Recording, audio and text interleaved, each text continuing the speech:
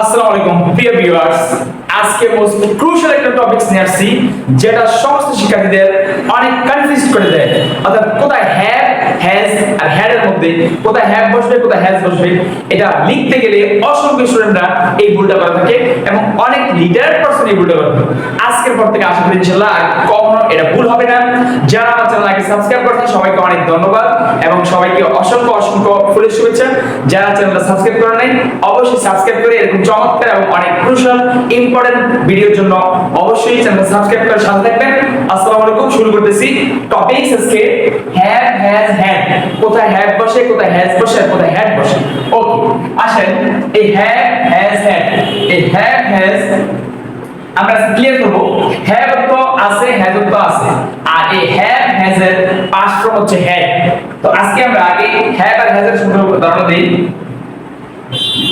Have, এই have has এই দুটো অর্থ বাংলা অর্থ আছে, আছে বা থাকা অর্থে ব্যবহৃত হয়।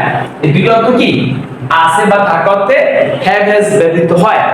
আচ্ছা, এখন হচ্ছে কি হ্যাভ কোথায় বসে আর হ্যাজ কোথায় বসে, এই দুইটাই সবচেয়ে বেশি বাংলাদেশের স্টুডেন্টদের সবচেয়ে বেশি সমস্যা, সবচেয়ে বেশি তারা সাধারণত প্রবলেম ফেস করে এবং তারা এগুলি কোনটা কোথায় হ্যাভ বসবে কোথায় হ্যাজ বসবে। তো হ্যাভ সাধারণত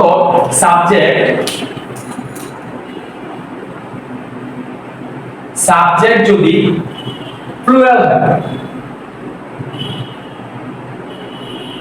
হয় তাহলে হ্যাভ বসে।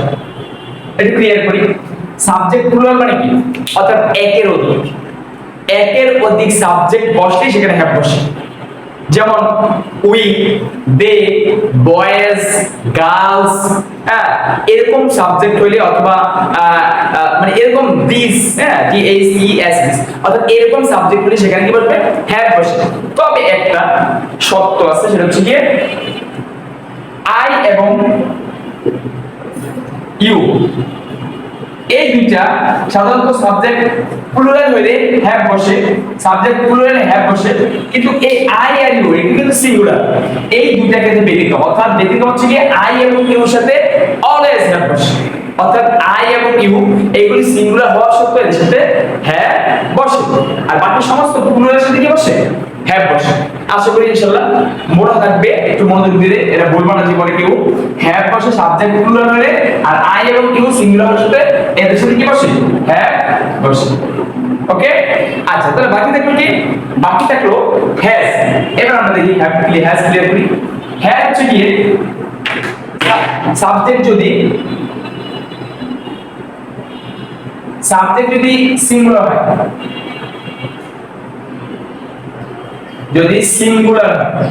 এখন কথা হচ্ছে কি সিঙ্গুলার কি? সিঙ্গুলার হচ্ছে কি এক বচন। সিঙ্গুলার হচ্ছে কি এক বচন, তো একটি মাত্র ব্যক্তি অবস্থিত বলছে, সেই ক্ষেত্রে হ্যাজ বসে। তবে এখানে ওই যেহেতু ইউ এবং আই আমরা সিঙ্গুলার কিন্তু ফার্স্ট পারসন সিঙ্গুলার হওয়া সত্ত্বেও এগুলি আমরা হ্যাভ এর সাথে নিয়ে আসছি, সেই ক্ষেত্রে আমরা আর এই কথাটা বলি না। অনেকে এই কথা বলে যে থার্ড পারসন সিঙ্গুলার হলে হ্যাজ বসে। আমরা এখানে আর এই কথা বলা দরকার নেই, কারণ সমস্ত সিঙ্গুলারের সাথে হ্যাজ বসে, কারণ আই আর কিন্তু আমরা প্লুরালের সাথে নিয়ে আসছি, অর্থাৎ হ্যাভ এর সাথে নিয়ে আসছি। এই দুইটা সিঙ্গুলার ছিল। তাহলে ইউ আই আর ইউ যদি হ্যাভ এর সাথে চলে আসে, হ্যাভ ইউজ করে, অর্থাৎ আই এর সাথে হ্যাভ ইউজ করি আর সমস্ত প্লুরালের সাথে হ্যাভ ইউজ করি, তাহলে বাকি থাকে সিঙ্গুলার। তাহলে সমস্ত সিঙ্গুলারের সাথে কি বুঝবে? হ্যাজ। হি, শি, কোন ব্যক্তির নাম, এরকম সমস্ত কিছুর সাথে কি বসবে? হ্যাজ বসে। আবার একটু ক্লিয়ার করি। সমস্ত প্লুরালের সাথে হ্যাভ বসে, আই এবং ইউ ব্যতিক্রম এর সাথে হ্যাভ বসে, আর সমস্ত সিঙ্গুলারের সাথে কি বসে? হ্যাজ বসে। ওকে, আচ্ছা এখন